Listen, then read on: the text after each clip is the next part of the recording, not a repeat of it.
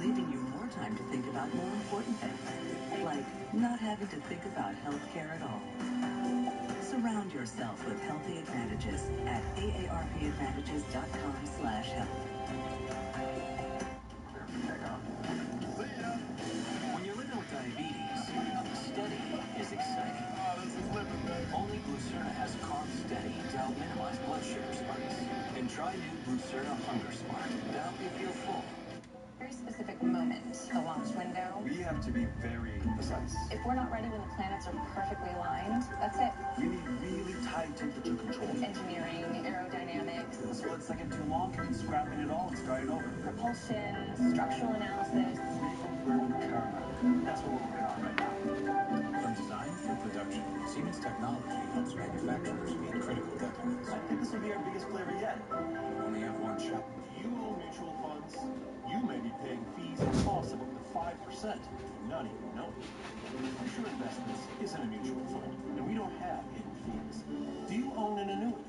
Your broker may have made a commission of 8% or more when he sold it to you. Are you sure he had your best interests in mind?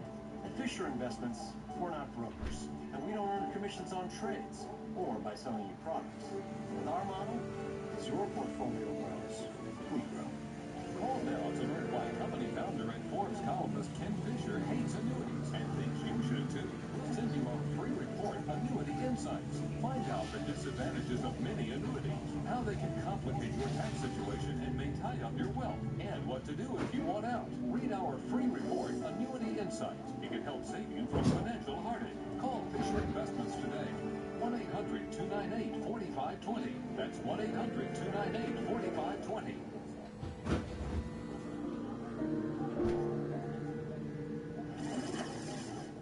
I could stand in the middle of Fifth Avenue and shoot somebody and I wouldn't lose any voters, okay?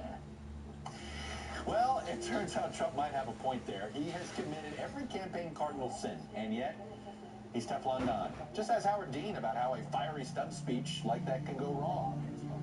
And what about flip-flops? By our count, Trump has flipped and flopped on his immigration position alone at least 18 times. Poor John Kerry probably wonders why there's a double standard and a double standard of a double standard this time around. And what about when he's forgotten his own policy? Kerry's oops cost him the 2012 primary. But Trump's been untouchable there too. And he's repeatedly stated incorrect facts, like when he didn't know Russia had invaded Crimea. A similar gap by Gerald Ford is a moment that lives in debate infamy. And all along the way, Trump has flaunted his wealth. John McCain's multiple houses became an issue for him negatively in his 08 campaign. He couldn't remember how many he had. And won't even get into the weirdness with Putin, questions about the Trump Foundation or his undisclosed tax return. We're sure Mitt Romney would agree all of that would be problematic for any other candidate. So you get the picture here. This weekend, Trump's bucking presidential campaign norms once again. But who needs debate prep when you've been the star of your own show for the last 15 months? Let's bring back the panel. Ben, I start with you because it is sort of perplexing, and I guess the lesson is don't make one gaffe, make a million, and make people try to figure out how to cover them all. Make it part of your lovable self, pretty much, is your run for president. I mean, what's clear is that Donald Trump has tapped into a vein that none of those other people who you mentioned who have been stealth has fallen into. So he's managed to put together a campaign by any of the metrics, by any of us have ever judged a campaign. He shouldn't be. He should be getting just steamrolled at this point. And look, guess what? The polls are tight. So that's a statement about him. Yeah. A statement about us, too, as consumers. Well, you know, Anita, it is interesting, you know, like I said, we get attacked in the media all the time. You don't cover Clinton stuff enough. You don't cover Trump stuff enough. And I would sit there and look at the polls and their personal ratings. I think we've covered it a lot. You could ask them. They think we cover it too much. But what is the unintended consequence, do you think, going forward on this? What Trump's campaign means for future? You know, it's interesting, and we don't know if there'll be a counter-reaction to Trump's campaign, or if there'll be a slightly smarter, slightly more polished Trump-like person running in 2020. Some people have thought of that's Mark Cuban. It would be that version, you know. Trump 2.0, right? But without the Trumpness to it. You know, I think that that everybody at the end of this campaign is going to do what they always do, take that step back.